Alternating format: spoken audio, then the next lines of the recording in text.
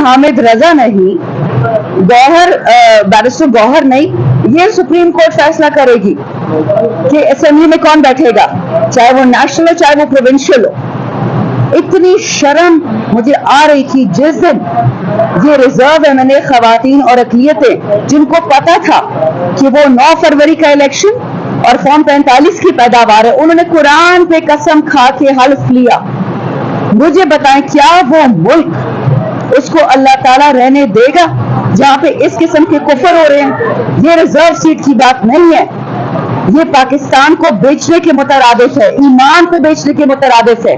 मेरी सारी ये कॉलीग्स, हम सब इकट्ठे थे असेंबली में जब मैं रिजर्व एमएनए थी, और मुझे याद है हम सब के घरों पे ये डॉक्टर रुखसाना, इनके 2 जवान बेटों को धावा बोला गया, एक को अरेस्ट किया गया। गलती क्या थी कि वालदा एमएनए पीटीआई पे प्रेस कॉन्फ्रेंस नहीं करती है। ये गजाला सैफी इनके खावन को उठा के ले गए कि पार्टी छोड़ दो।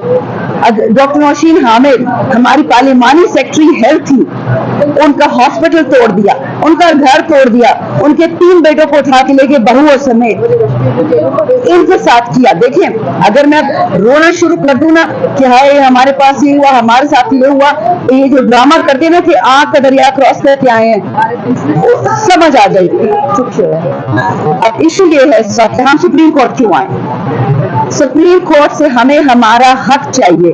सुप्रीम कोर्ट को कोई हक नहीं ये फैसला करे कि कौन बैठेगा असेंबली में, तो सिर्फ पार्टियां कर सकती हैं। सुप्रीम कोर्ट में सिर्फ आईन और कानून के मुताबिक फैसला करना है और वो नहीं कर रहे हैं। 4 महीने से इसको डिले कर रहे हैं। हमारे बच्चे एक्स्ट्रा कॉन्स्टिट्यूशनल मिलिट्री ट्रायल्स में सड़ रहे हैं जेलों में इस गर्मी में।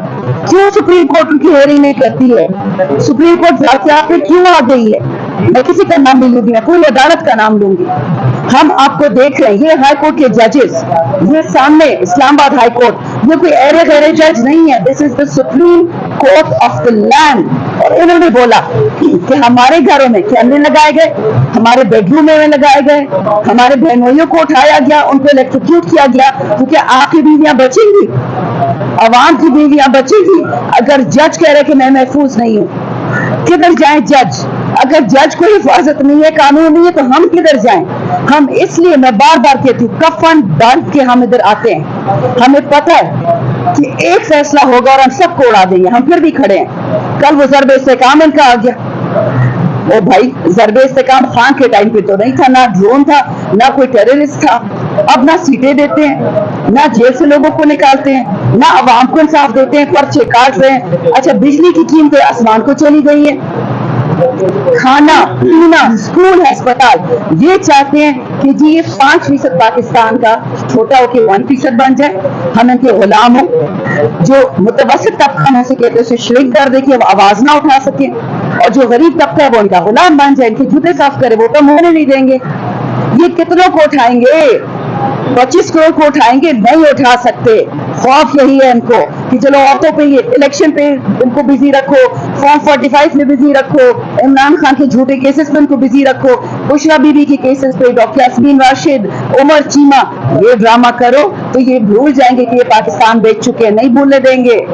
याद रखें इस वक्त सारी लड़ाई पाकिस्तान की है, ये इमरान खान की पीटीआई की लड़ाई नहीं है। पाकिस्तान रहेगा तो हम होंगे, पाकिस्तान रहेगा तो हम रहेंगे। 2 प्राइम मिनिस्टर्स ने ये बात कही थी कि चले जाओ पाकिस्तान से, कहां जाएं? वीजे दे दो, पासपोर्ट दे दो, पैसे दे दो तो चले जाएंगे। तो ये याद रखिए, इन चीजों से आपने धोखा नहीं खाना।